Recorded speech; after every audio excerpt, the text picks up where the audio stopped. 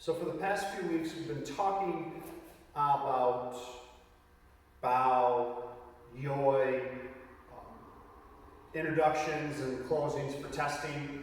And I just want to, it's been a lot of information. I'm really happy with how people are improving on it, but I want to give you just a quick video for notes to kind of help you jog your memory, because there's still some sticky points. So the very first thing to keep in mind is a bow is to show respect to the judges or to whoever you are bowing to, so it should be always done with intent. I know even I'm guilty of, we bow all the time, we just get kind of lazy with it. It's a show of respect, it's a show of gratitude. So it's something I'm really trying to work on, and you should as well, as far as when you bow, be intentful. All right?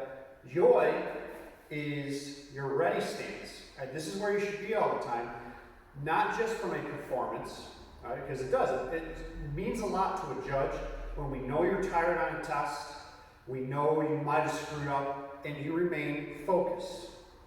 And that's that discipline that I'm always talking about with your 7 principles. So that goes a long way into improving the judges, and it can be a difference between an okay test and a great test.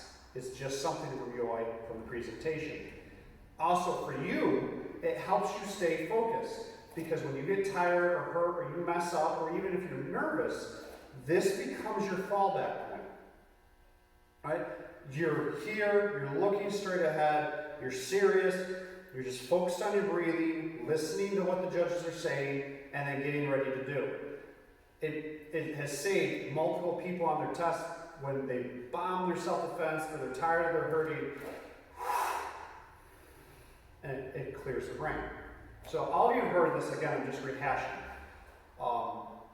So that's why we do those 2 things. Now you go to a tournament and everyone has different variations. I mean, I've done 4 different variations of yoi. Was the original one that Sensei Penny did. And then we changed it. The bottom line is, I do not know why everyone does their particular version. Why they, come up, bow, around, here, they walk up, and then they're like, they do all their fancy stuff. That they have their reasons, all right, and that's cool. I'm not passing judgment on them. It's just not why I do it. I do it for respect, presentation, and above even those things to a degree, breathing, all right, and focus. So we keep it simple. So breaking down real quick with the bow, of course, feet together, hands here, bend at the waist, eyes forward, and you do a low bow, quick bow if you're just trying to be respectful. All right, but on testing, you should go down. When I come back up, okay, my diagram clear? This is my chance to breathe in. I want to practice this because I'm up and expanding. Next part is the yoi portion, because of course, rei, which is bow, has the yoi with it. Right hand inside left. We talked about this. Why right hand? Merely because it's uniform, right? That way it's not left hand, right hand going down the line. We choose right hand just so it's uniform, because everything we do should be purposeful. All right? Middle of the forearms. Why middle instead of wrists? Because look at horses. We do horse stance here because that engages the lat. And also, if I have my hand right here and I turn, now I'm in a low block setup. Because what this is for horse stance is actually a double low block. So rather than do 2 different versions, we keep it right here. So the middle, and then it starts down here and up here. We already talked about this in the breathing test, right? This is a little crunched. Up here, lifts everything. Nice deep breath. So when I'm tired on my test, being able to, that's a nice full breath, maybe even a little bit back here. And again, this is a focusing component. Pulling back, so I'm not just like, all right, this primes for the punch. And the reason why the punch is important is because that's when the air releases. Right? The first thing, this is what a lot of people do when we get lazy, is we punch as we step. If you are looking at all our basics, right, when we turn, when we step from white belt up, it's always stance first, then punch, or block, or drag the foot, then twist into the move. And of course, as we get high rank, it stops becoming 1, 2, and it becomes 1, and as soon as the foot's in place, as my weight settles, my hips and everything, and my block occurs with my body weight behind it. We start off, at white belt, stand there just because we're worried about foot placement and we don't want to throw too much at it. It's always about building layers. So you might as well do the same concept, right? So I X, I pull back, I step out, and then I punch down, and as a high rank, as your weight is settling square and down a little bit, then you can do your punch then. And then it is a punch. Right? I'm not just setting my hands down.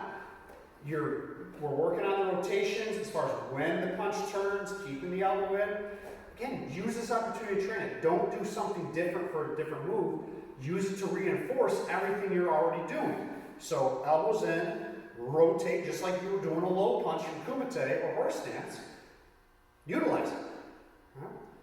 So the whole thing, right? You bow, right? I'm breathing in. Might be a little bit here if I can get a little more air in. All right? And then in most cases, it's going to be the right foot that steps out. Right foot. I was doing left foot before just for sake of argument. And then, by sake of argument, I mean I've been doing this in front of kids mirrored. So, like my striking set is horrible right now. It's completely backwards because I have to mirror everybody. It's going to take a long time to fix it. So the idea behind it is right foot moves in almost every case. Always in kata, most of the time in techniques. The only time I will move my left foot is when I'm actually doing single step technique, like left leg back kumite, close, like in white belt test. That's when I move my left leg. Most of the time, it's just going to be right leg out of habit. In techniques, it's not super important. In kata, it is important that the right foot moves both at the end, because traditionally, and I know because of how we do our turn, it messes it up. You should always return to the same spot. So if you're starting with your left foot, you should end with your right leg.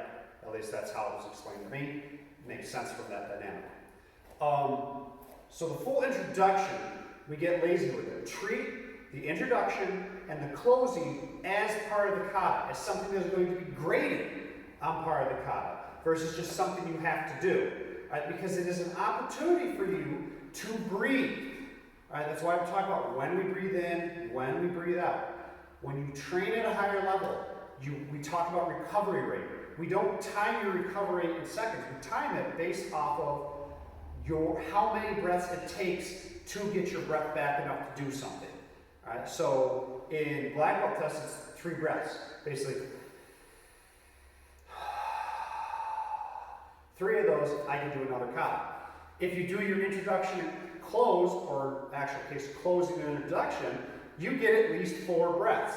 And that's if the judge is bouncing from one kata to the next without writing any notes or anything. So when you start a kata, right, they say, turn and start or serve. Here. Turn and start or serve.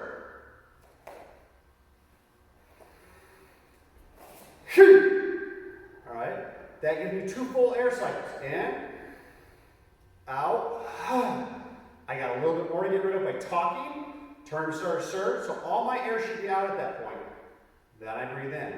Again, gives me a nice full breath, and it is wonderful. It's like water in a desert. Couple key things people mess up on. Turn, start, or serve. Right? Do the full bow and yoi. Finish, then talk. Finish talking, then bow. And why we do it twice, not only for breathing. The first is an acknowledgement.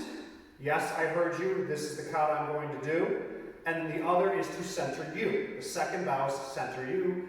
So anything that's happened, you're not thinking about the judges anymore, or the partners, or how tired you are. You're just losing yourself and ready to rock that kata. And then at the end, the judge says close. You bow again. Same exact thing. Same breathing pattern. Turn and start or serve. In this case, we're saying, I am done with my kata. I have concluded it. All right, and then the other one is to just, anything that went wrong in that kata, you're just letting it go. All right, it disappears with that out breath. It's gone.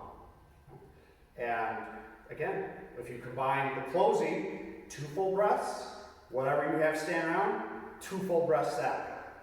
Right? It's all about the breathing.